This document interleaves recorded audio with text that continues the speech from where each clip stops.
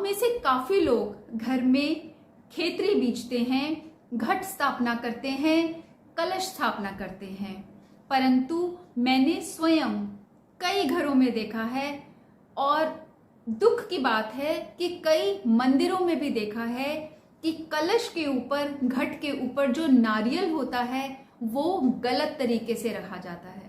कई बारी सामने वाले को समझाया भी, परंतु फिर भी दुख होता है कि हम हिंदू हैं, हम सनातनी हैं, हम इतने श्रद्धा भाव से माता की पूजा करते हैं, खेतरी बीजते हैं, घट स्थापना करते हैं, 9 दिन अखंड ज्योत जलाते हैं, किंतु ये इतनी बड़ी गलती कर देते हैं और बाद में हमें लगता है कि हमारी पूजा सफल नहीं हुई, हमारी आराधना मां ने स्वीकार नहीं की या कोई और विघ्न आ गया।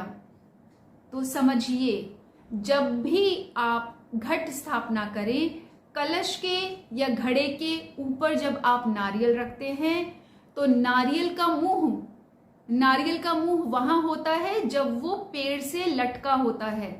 एक जगह होती है जहां से वो पूंछ सा नजर आता है, वो उसका मुंह नहीं होता। नारियल का मुंह होता है जिसको आप छिलेंगे तो अंदर से 2 आंखें, एक नाक और एक मुंह सा बना होता है जो तीसरी आंख के तरीके लगता है, वो होता है नारियल का मुंह। और वो उसी जगह होता है जहां से वो पेड़ से लटका होता है। ध्यान से नारियल को देखिए और जब भी आप घट स्थापना करें, कलश के ऊपर नारियल रखें, तो नारियल का मुंह हमेशा आपकी तरफ होना चाहिए। जब आप पूजा करते हैं, आपकी ज्योति में जो आपने प्रज्वलित की है या फिर अखंड ज्योत में साक्षात माता का, ज्वाला माता का रूप होता है, उनका वास होता है। स्वच्छता का ध्यान रखिए और जो नारियल आप घट स्थापना में उपयोग लाते हैं, उस घट की 9 दिन पूजा होती है, उस नारियल की पूजा होती है, उसमें भी साक्षात माता का ही अंश होता है।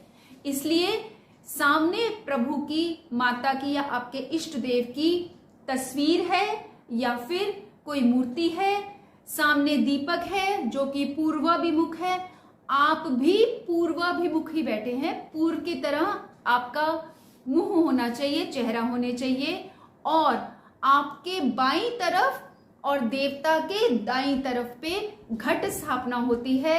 घट के ऊपर आप नारियल रखते हैं और नारियल का मुंह हमेशा आपकी तरफ होना चाहिए।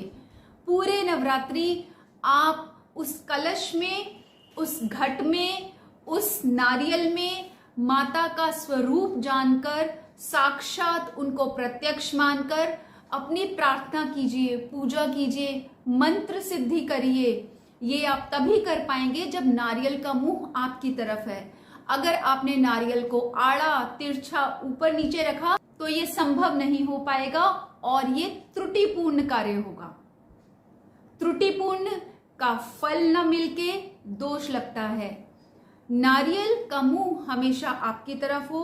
अगर आप नारियल का मुंह पूर्व की तरफ या अपने से दूसरी तरफ रखते हैं तो धन की हानि होती है।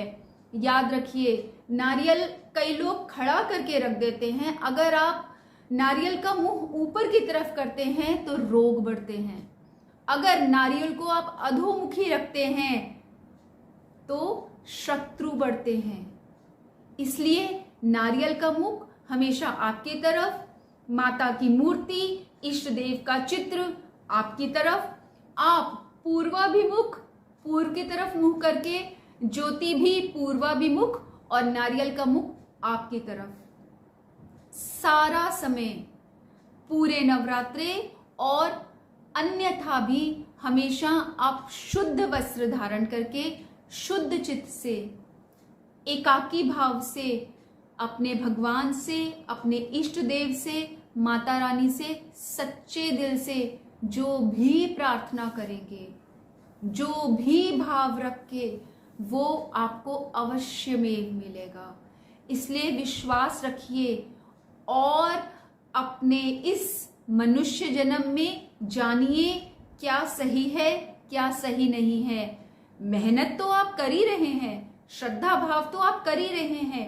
अगर आपने गलत तरीके से किया तो उसका फल नहीं मिलेगा। जैसे एक बच्चा अंग्रेजी का पेपर देने जाता है, पर्चा देने जाता है, पर वो हिंदी में आंसर लिख के आता है। लिखता तो सही है, जिस प्रश्न का, जिस क्वेश्चन का जो आंसर होना चाहिए लिखता वो वही है, पर लिख देता है हिंदी में। तो क्या उसको मिलेगा फल? नहीं ना। इसी तरीके जानिए अपने धर्म को, क्या करना है, और पूरी श्रद्धा भाव से इन नवरात्रों का पूरा लाभ उठाएं।